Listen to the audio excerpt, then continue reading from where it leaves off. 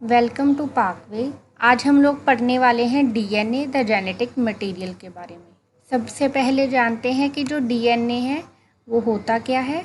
DNA और deoxy ribo nucleic acid is the hereditary material in human and almost all living organism. DNA की full form है deoxy ribo nucleic acid. ये जो है hereditary material है। Hereditary material का मतलब क्या है कि यही वो मटेरियल है जिसके थ्रू हमारे जो ट्रेट्स हैं, हमारे जो करैक्टर हैं, वो हमारी फ्यूचर जनरेशन्स में पास ऑन होते हैं, हमारी फ्यूचर जनरेशन्स में ट्रांसफ़र होते हैं। Nearly every cell in a person's body has the same DNA. हमारी बॉडी में जितने भी सेल्स होते हैं उन सभी में सेम डीएनए होता है। सेम डीएनए का मतलब है कि उनमें एक जैसा और एक जितना डीएनए होता है कुछ सेल्स को छोड़ के। जैसे कि हमारे जो गैमीट्स हैं, गैमीट्स जो हैं उनमें हमारे सोमैटिक सेल्स के मुकाबले हाफ डीएनए होता है। तो इस तरह से कुछ सेल्स हैं जिनमें डीएनए को लेकर थोड़ी सी वेरिएशन आ जाती है, लेकिन हमारी सारी बॉडी में, हमारी बॉडी के हर एक सेल में सेम डीएनए होता है। मोस्ट डीएनए, ज़्यादातर जो डीएनए है is located in the cell nucleus. Nucleus के अंदर लोकेटेड होता है। हम लोगों ने पढ़ा भी था कि उसी स्ट्रक्चर को न्यूक्लियस बोला जाता है जहाँ पे जो डीएनए है वो एक न्यूक्लियर मेम्ब्रेन के अंदर एनवेलप होके पड़ा हो। उस डीएनए को हम लोग बोल देते हैं nuclear DNA. But A small amount of DNA can also be found in the mitochondria. लेकिन जो माइटोकॉन्ड्रिया है उसमें भी डीएनए हो सकता है, तो उस डीएनए को हम लोग बोलते हैं माइटोकॉन्ड्रियल डीएनए। तो ये था डीएनए का हेरिडिटरी मटेरियल, वो मटेरियल जिसके थ्रू हमारे ट्रेट्स, हमारे कैरेक्टर्स हमारे आने वाली जनरेशन में पास ऑन होते हैं। डीएनए जो है लगभग सारे के सारे बॉडी सेल्स में एक जितना प्रेजेंट होता है। ज़्यादातर डीएनए जो है न्यूक्लियस में होता है, लेकिन थोड़ा सा डीएनए जो है वो माइटोकॉन्ड्रिया में भी हो सकता है। अब देखिए, ये जो आपको स्ट्रक्चर दिख रहा है इधर घूमी हुई सीढ़ियों जैसा ट्विस्टेड लैडर, जो आपको स्ट्रक्चर दिख रहा है ये है डीएनए। और इस तरह के स्ट्रक्चर है डबल हेलिक्स।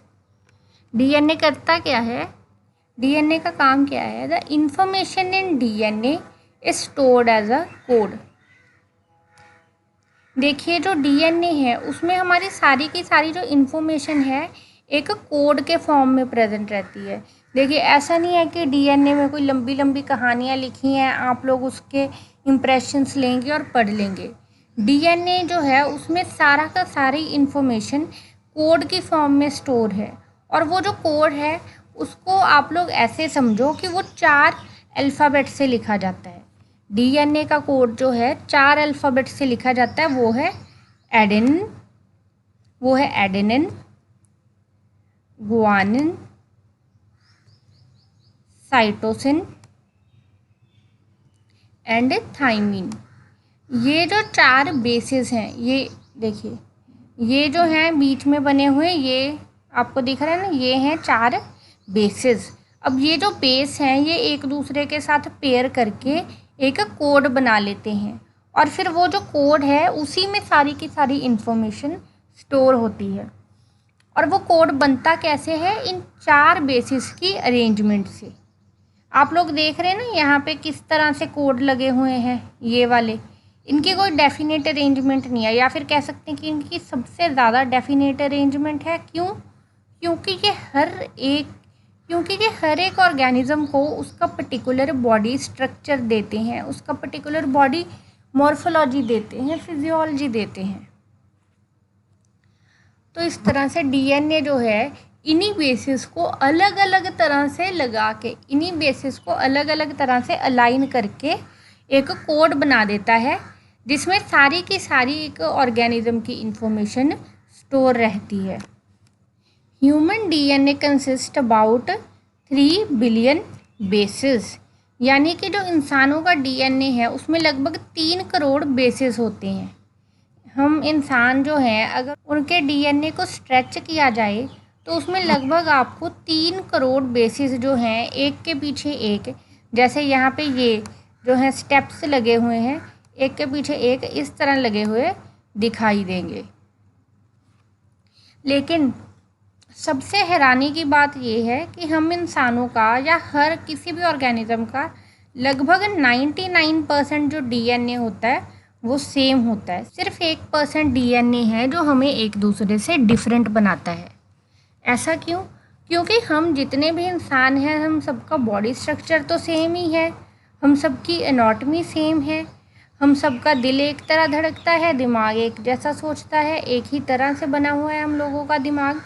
तो इसके लिए सब इंसानों को वो वाले करैक्टर्स जो हैं सेम चाहिए, इसीलिए उन लोगों का सबका 99% डीएनए जो है वो सेम है और सिर्फ 1% डीएनए है जो हमें हमारी खास शख्सियत देता है। सिर्फ 1% डीएनए है जो हमें बाकी इंसानों से अलग बनाता है। देखिए अब जानेंगे कि जो डीएनए है वो वर्क कैसे करता है, किस तरह से हमारा जो डीएनए है वो काम करता है। देखिए द ऑर्डर और sequences of these basis determine the information available for building and maintaining the और पिछली स्लाइड में भी आपको बताया था। और अब डीएनए जो है वो उसके काम करने का तरीका ही यही है कि ये जो बेसिस हैं, देखिए डीएनए में लगे हुए ना एडेनिन, थायमिन, गुआनिन, साइटोसिन, ये जो बेसिस हैं इनके काम करने का तरीका ही यही है कि इन बेसिस का जो ऑर्डर है, इन बेसिस है डिसाइड करता है कि इन्फॉर्मेशन कैसे स्टोर होगी या कौन सी इन्फॉर्मेशन स्टोर हुई है। डीएनए की सबसे बड़ी खासियत ही उसकी वर्सेटैलिटी है। डीएनए में ये जो 4 बेसिस है ना, ये जो 4 बेसिस हैं इन्हीं को अलग अलग कॉम्बिनेशन में इतनी बारी प्लेस किया जा सकता है कि ये जो 4 बेसिस हैं यही इनन्यूमरेबल करैक्टर्स बना देते हैं और फिर उसी करैक्टर के अकॉर्डिंग ये जो बेसिस हैं अरेंज किए जाते हैं ताकि किसी भी ऑर्गेनिज्म को उसका पर्टिकुलर बॉडी टाइप मिले, उसका पर्टिकुलर फिजियोलॉजी टाइप मिले। DNA basis pair up with each other. इसका मतलब क्या है कि जो डीएनए बेसिस होते हैं ये हमेशा पेयर में प्रेजेंट रहते हैं और ये पेयर ऐसे नहीं बनाते कि ये जो 4 बेस हैं तो किसी भी बाकी 3 के साथ एक बेस पेयर बना लेगा। इनके जो पेयर्स हैं वो भी कॉम्प्लीमेंट्री हैं। वो कैसे कॉम्प्लीमेंट्री का मतलब क्या है कि ये देखिए यहाँ पे एडेनिन जो है वो हमेशा थायमिन के साथ ही पेयर करता है और जो गुआनिन है वो हमेशा साइटोसिन के साथ पेयर करता है। ये जो है इनके कॉम्प्लीमेंट्री पेयर्स हैं, यानी कि एडेनिन के साथ होगा हमेशा थायमिन, AT, एडेनिन और थायमिन, और जो साइटोसिन है वो हमेशा पेयर करता है गुआनिन के साथ। तो इस तरह ये जो बेसिस हैं ये कॉम्प्लीमेंट्री हैं, हमेशा अपने ही पार्टनर के साथ ये पेयर करेंगे।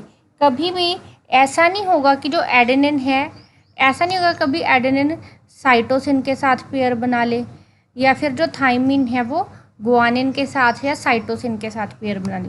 इस तरह के जो पेयर हैं वो कभी भी नहीं बनते। और किस सीक्वेंस में अब ये जो बेस पेयर हैं लगे होते हैं। अब देखिए ये जो एक स्ट्रक्चर बन गया ना ATGC, इसको बोला जाता है बेस पेयर। ठीक है जी, ये जो है बेस पेयर है एडेनिन थायमिन। अभी देखिए ये एक हो गया, ये है एक बेस पेयर, तो इनको बोला जाता है बेस पेयर। अब ये जो बेस पेयर हैं ये किस ऑर्डर में लगे हुए हैं यही डिसाइड करते हैं कि कोई ऑर्गेनिज्म जो है वो किस तरह का दिखेगा।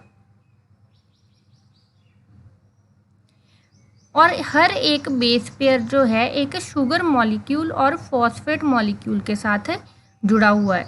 देखिए हर एक बेस पेयर, हम लोग इस लैडर को अगर बाइफरकेट कर लें, इस लैडर को हम लोग हाफ में डिवाइड कर लें, इसको बीच में से बांट लें, इस लैडर को इस तरह हाफ में बांट लिया। ये जो बेस पेयर्स थे ये अलग अलग हो गए और ये 2 स्टेप्स हमारे पास बन गए।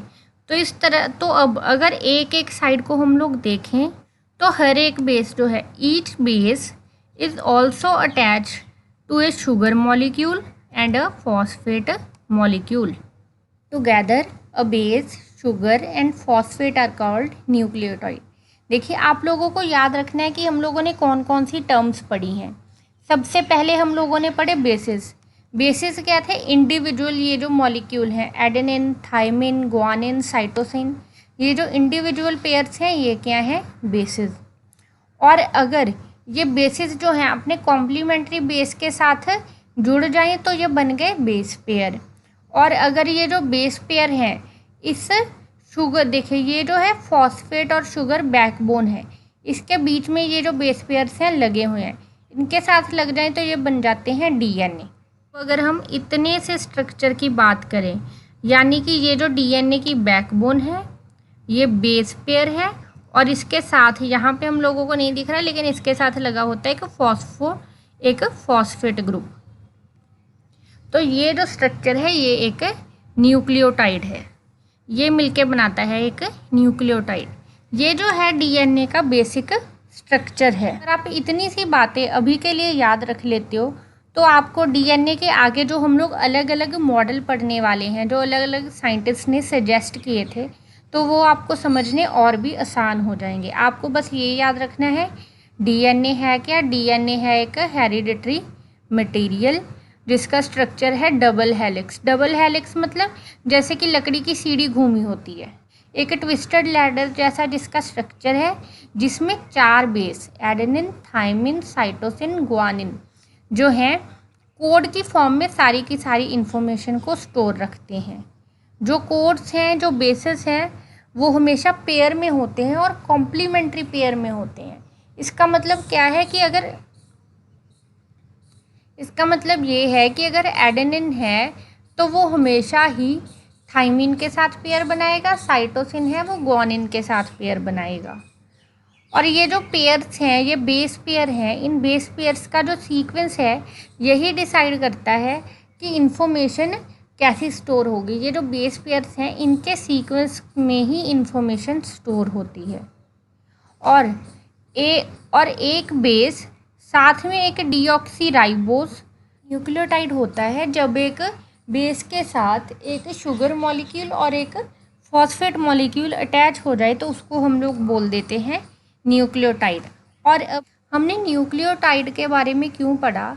क्योंकि ये जो न्यूक्लियोटाइड हैं यही मोनोमर्स हैं हमारे डीएनए के। आपको एक बात याद रखनी है कि जो डीएनए है वो एक पॉलीमर है। पॉलीमर का मतलब क्या होता है कि एक जैसे बहुत सारे मॉलिक्यूल जो हैं आपस में जुड़ के लंबी लंबी चेन्स बनाते हैं, तो उस तरह के मॉलिक्यूल को हम लोग बोल देते हैं पॉलीमर। तो हमारा जो डीएनए है वो भी एक तरह का पॉलीमर है, और उसके जो मोनोमर हैं वो होते हैं न्यूक्लियोटाइड। मोनोमर क्या होते हैं? उस पॉलीमर में रिपीट होने वाले मॉलिक्यूल्स। तो हमारे डीएनए के मोनोमर्स हैं न्यूक्लियोटाइड।